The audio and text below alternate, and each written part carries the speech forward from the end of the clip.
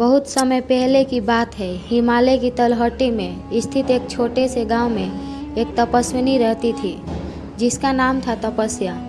वह साधना में इतनी लीन रहती थी कि पूरे गांव में उसकी तपस्या की चर्चा होती थी।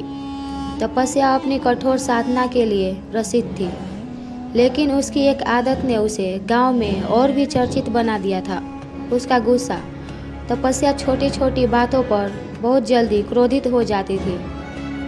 गांव के लोग उसके गुस्से से डरते थे और कोई भी उसकी शांति भंग करने की हिम्मत नहीं करता था। तपस्या का जीवन बहुत ही साधारण था। वह नदी किनारे एक कुटिया में रहती थी, जहां वह ध्यान करती और जंगल से फल फूल लाकर भोजन करती। उसका नियम था कि सुबह से शाम तक ध्यान में लीन रहती और फिर संध्या को नदी किनारे टहलने निकलती। तपस्या का गुस्सा अक्सर तब फूटता था जब कोई उसकी साधना में विघ्न डालता। एक दिन गांव के कुछ बच्चे खेलते खेलते उसकी कुटिया के पास पहुंच गए।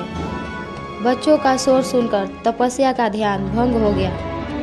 उसने गुस्से में कुटिया का दरवाज़ा खोला और बच्चों को डांटते हुए कहा, तुम लोग मेरी साधना में बाधा क्यों डालते हो? क्या तुम्हें शांति का महत्व नहीं पता? बच्चे डर के मारे वहाँ से भाग गए। उनके माता पिता को जब यह बात पता चली तो उन्होंने बच्चों को चेतावनी दी कि वे तपस्या की कुटिया के आसपास न जाएं। लेकिन धीरे धीरे तपस्या को यह एहसास होने लगा कि उसका गुस्सा उसकी साधना में भी बाधा डाल रहा है। एक दिन वृद्ध साधु उसकी कुटिया के पास आया। उसने तपस्या को ध्यान करते देखा और मुस्कुराते हुए कहा, बेटी, तुम्हारी साधना तो प्रशंसा योग्य है, लेकिन क्रोध भी एक शत्रु है। क्रोध में हम वही ऊर्जा व्यर्थ कर देते हैं जो हमें शांति और ज्ञान की ओर ले जा सकती है। तपस्या ने ध्यान से साधु की बात सुनी और विनम्रता से पूछा, गुरुदेव, मुझे क्या करना चाहिए ताकि मैं अपने गुस्से पर काबू पा सकूं? साधु ने उत्तर दिया, हर बार जब तुम्हें क्रोध आए तो एक गहरी सांस लो और नदी के पास जाकर पानी की लहरों को देखो। जैसे लहरें आती है और चली जाती है, वैसे ही क्रोध भी आता है और चला जाता है। तपस्या ने साधु की सलाह मानी। जब भी उसे गुस्सा आता, वह नदी किनारे जाती और पानी की लहरों को देखती। धीरे धीरे उसका गुस्सा कम होने लगा।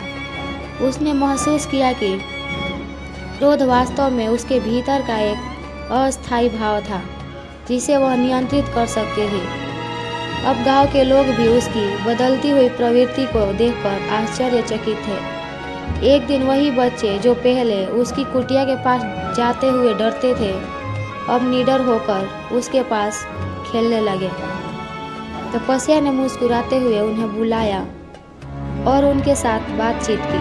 बच्चों ने उसे फूल भेंट किए और तपस्या ने महसूस किया कि प्रेम और शांति का मार्ग ही सही साधना है।